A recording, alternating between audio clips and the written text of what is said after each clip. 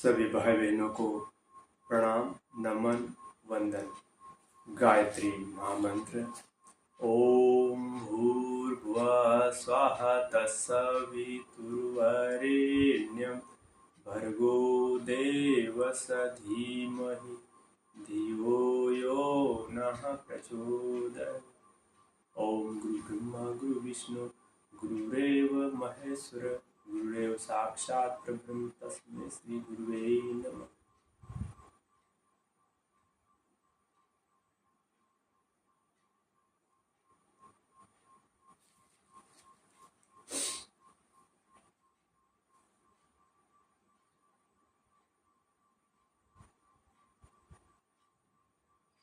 ज्ञान, शक्ति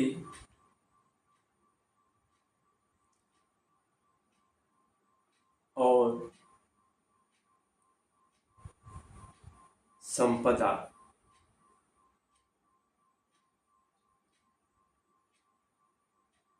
धन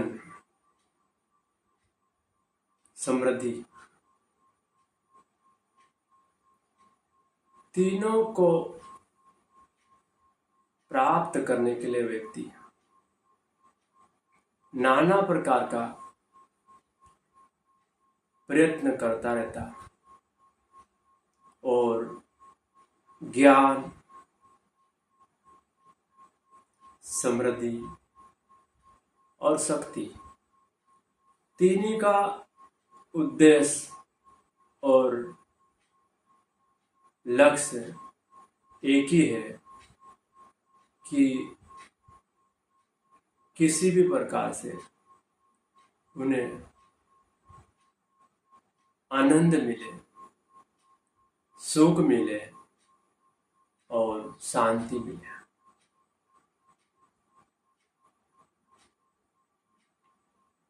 सुख, शांति और आनंद के लिए व्यक्ति नाना प्रकार का प्रयास, प्रयत्न करता रहता है। सुख तीनों भाग में है, पर वसु में वह आनंद नहीं है जो व्यक्ति चाहता है।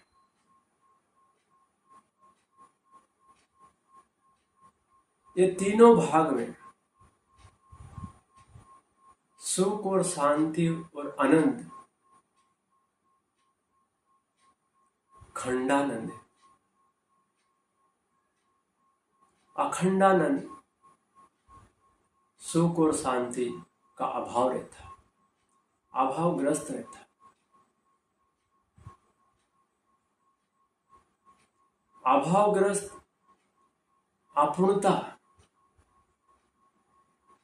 अभाव और अपूर्णता ही अशांति, उद्विग्नता और बेचैनी प्रदान करता। व्यक्ति कितना भी ज्ञानवान हो, कितना भी शक्तिशाली हो और कितना धनवान हो, किंतु वह व्यक्ति वह सुख प्राप्त नहीं कर सकता जो उनको करना चाहिए। संसार में शक्तिशाली व्यक्ति भी हुए, ज्ञानवान भी हुए और धनवान, समृद्धवान भी हुए, किंतु शांति का अभाव रहा, अशांत रहे, उद्विग्न रहे। कहीं उदाहरण मिलते हैं कि व्यक्ति पावर में होने के उपरांत शक्ति होने के उपरांत भी व्यक्ति परेशानी में देखा जाता है। बीते युगों के कई उदाहरण ग्रंथों में आता है।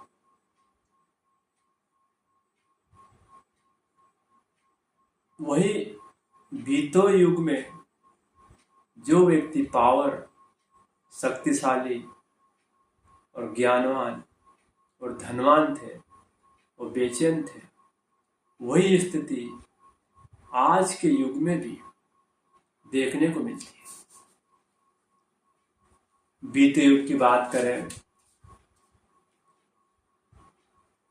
चक्रवर्ती, दिग्विजय सम्राट सिकंदर का मैं उदाहरण बताना चाहूंगा।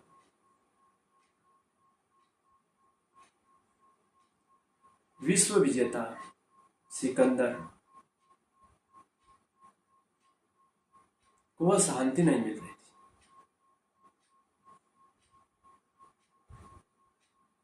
अपने गुरु सुकरात के पास शांति के लिए, संतोष के लिए मार्गदर्शन चाहा गया। तब सुकरात ने उन्हें प्रेरणा दी कि सुख और शांति के लिए, संतोष के लिए हिमालय जैसे एरिया में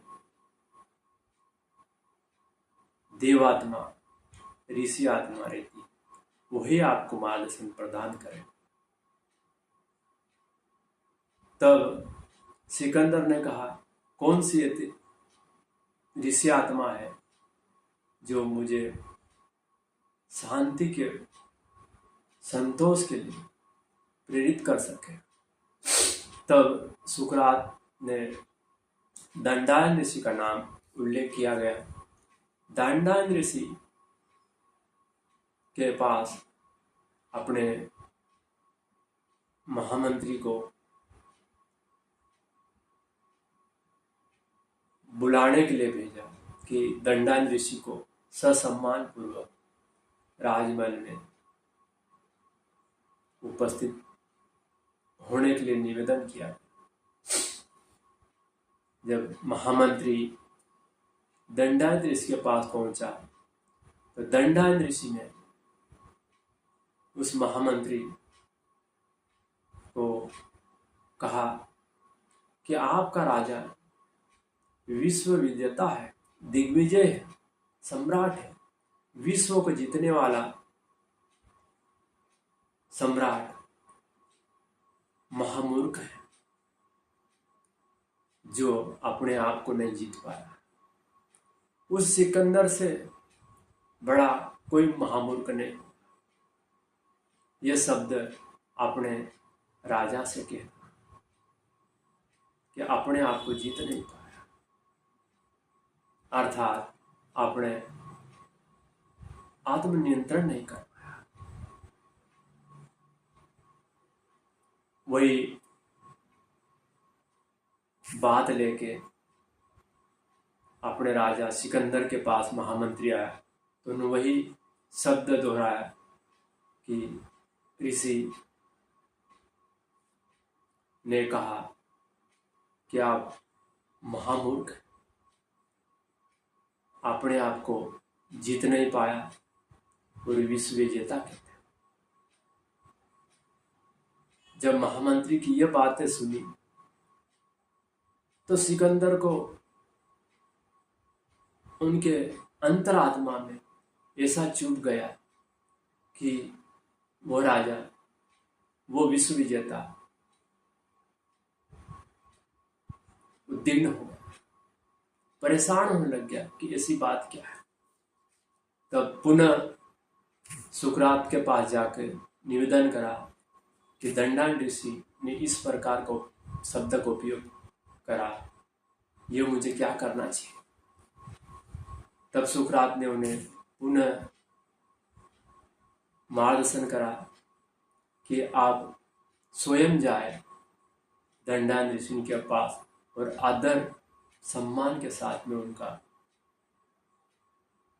आपके राजमहल में यदि बुलाना चाहे तो संभवतः वो आ सकते हैं, और वही आपका वो उसके मार्गदर्शन करेंगे। सिकंदर स्वयं दंडा ऋषि के पास उपस्थित हुआ, किंतु दंडा ऋषि का वही शब्द था, आप महामूर्ख, विश्व विजेता, किंतु अपने आप को जीत नहीं पाए, अपने आप को जीत नहीं पाए। इसी कारण आप असंतोष हो, आप बेचैन हो, आप अशांति। सिकंदर को बड़ा बेचैन कर दिया, अपने आप को हीनता समझने लगे। को विश्व को जीतने के लिए नाना प्रकार की उनने हत्याएं, यातनाएं की और अपनी दुष्टता भरा कार्य करा, और अपने आप को विश्व विजेता घोषित करने के लिए धन, संपदा, वैभव सब कुछ उसके अधीन था, किंतु वह सिकंदर अशांत था। आभास हो गया कि मेरे पास सब कुछ, संसार का मालिक मैं ही हूं, किंतु जब मौत आएगी तो ये जितनी भी हमारी संपदा है, धन है, मैं साथ नहीं ले जा सकता। सिकंदर का आभास हो गया कि व्यक्ति जैसा आया वैसा ही जाएगा। अपने महामंत्री से कहा गया कि जब मेरी मौत हो तो मेरे ताबूत से दोनों हाथ बाहर कर देना, ताकि संसार देखे कि सिकंदर एक विश्व विजेता, एक सम्राट, विश्व का मालिक, जब मौत आई तो दोनों हाथ खाली जा रहा। ये दुनिया को संदेश सिकंदर ने दिया। सिकंदर जैसे विश्व विजेता, दिग्विजय भी जब मौत आई तो कुछ नहीं ले गया। तो भाई बहनों, ये संसार का नियम है कि संसार में हम भी खाली हाथ आए और खाली हाथ जाना है, और हमको कुछ नहीं ले जाना, नहीं ले जा सकते। पर हम भौतिक सुख के लिए, उचित हो या अनुचित हो, जैसा बन पड़े,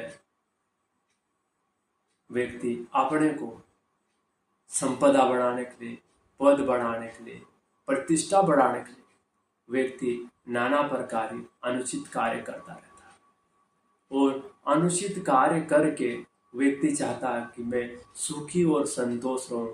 यह संभव नहीं है। यह दुनिया का दस्तूर है, जो व्यक्ति जैसा करेगा वैसा भरेगा। भाई बहनों, जिस व्यक्ति ने अत्याचार, पापाचार, अनुचित ढंग से यदि व्यक्ति पद और प्रतिष्ठा प्राप्त करने का प्रयास किया गया तो निश्चित ही वह व्यक्ति अशांत, असंतोष और उद्विग्न रहेगा, वो बेचैन रहेगा। तब ऋषियों ने इस संबंध में कि व्यक्ति के पास शक्ति है, धन है और ज्ञान है, तीनों की पूर्णता होने के उपरांत भी व्यक्ति अशांत क्यों?